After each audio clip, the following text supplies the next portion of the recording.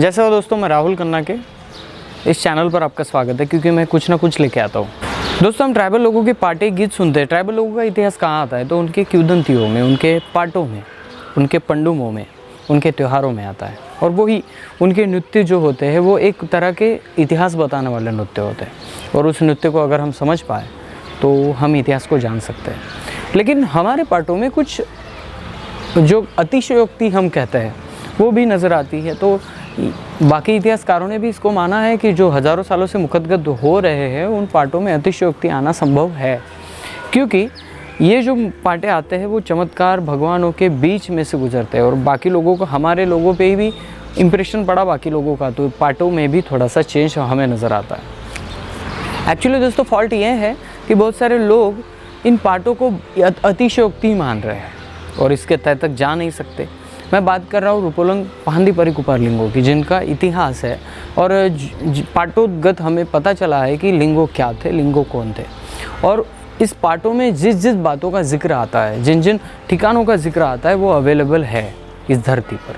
और वहाँ पे जाके हम आपको बताते भी हैं कि ये वो क्षेत्र है जहाँ से इस पाटों का संबंध आता है। और वहाँ पे आज भी वो जैसे जंगोबाई हो गया, जैसे हर क्षेत्र हो गया, कचारगढ़ हो गया, यहाँ पे जो इतिहास हुआ था वो ज़मीन आज भी अवेलेबल है, वो क्षेत्र आज भी अवेलेबल है। गोंड लोग आज भी बहुत बड़ी मात्रा में वहाँ पे जाते हैं। तो कहने का मतलब ये है कि कुछ पाटों में कुछ ऐसा उल्लेख आया है, उसको ढूंढने की ज़रूरत है। जैसे कि गिधाल कोड़ा, चील बड़ा प्राणी था, उस पर बैठकर लिंगों ने ये हमारे कोईमुरी द्वीप का भ्रमण किया।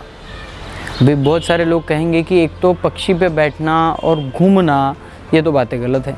जब मैंने गूगल किया बहुत सारे बातों का और इधर उधर से जानकारी ली, तो हमारे इतिहासकारों का ये भी एक मत हुआ, जो बाहरी देशों के हैं, जो जेन्युइनली बताते हैं, वो ये कहते हैं कि डायनासोर सार जैसे बड़े प्राणी अगर इस दुनिया में थे तो एक अंदाज़ा लगाया जा सकता है कि जैसे मुर्गे का साइज़ होता है, उस साइज़ के कुछ प्राणी पक्षी भी यहाँ पे मौजूद थे।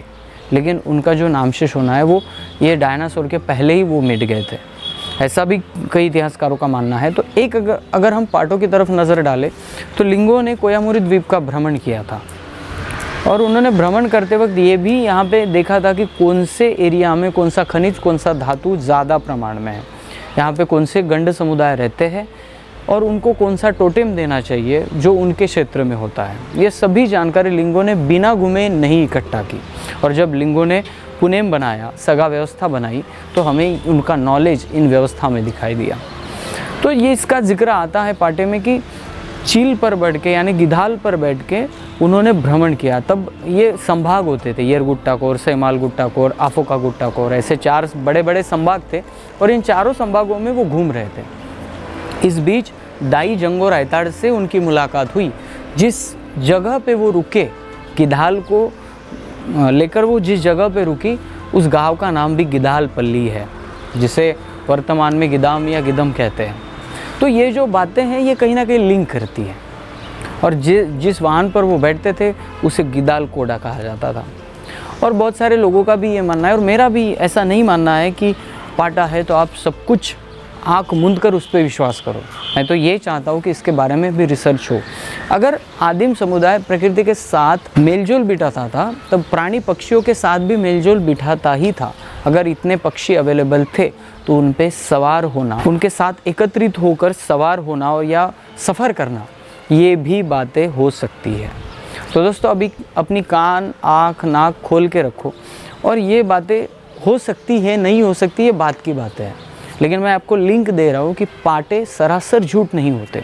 पाटों का इतिहास उसमें छुपा होता है। हाँ, कुछ लाइनें, कुछ अतिशयोक्ति हो सकती है, लेकिन उस पाटों को हम नज़रअंदाज नहीं कर सकते। एक पाटा नहीं, 2 पाटे नहीं, ऐसे 100-150 पाटे हैं जो आज का आदिम समुदाय गाता है और उसमें गिदाल कोड़ा का उल्लेख आता है।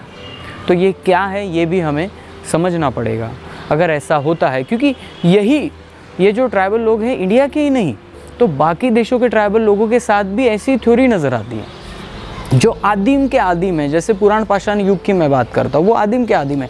जैसे एक मूवी आई थी हॉलीवुड में अवतार नाम की, जहाँ पे ऐसे ही पक्षियों पर बैठ कर वहाँ के इंडिजिनस पीपल अपनी लड़ाई करते हैं।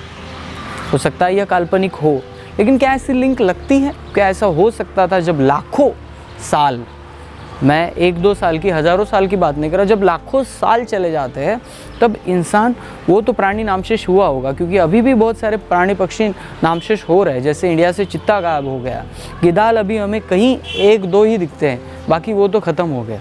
तो ऐसे ही वो जाति भी नामशेष हुई होगी, लेकिन जब वो रही होगी तब इंसान ने उस पर भी काबू करने का मंत्र ढूंढ लिया होगा। तो दोस्तों ये बहुत इंटरेस्टिंग है, सिर्फ हमें उस दिशा में सोचना है। हम उस दिशा में इसलिए नहीं सोचते कि ये झूठ है, जब हम उसको झूठ बोल देते तब हमारी काल्पनिकता वहीं पे ठहर जाती है। तो इसको झूठ ना कहें, अगर झूठ भी है नहीं है, इसको हम खोजने की कोशिश करेंगे तो कुछ ना कुछ मिल ही जाएगा।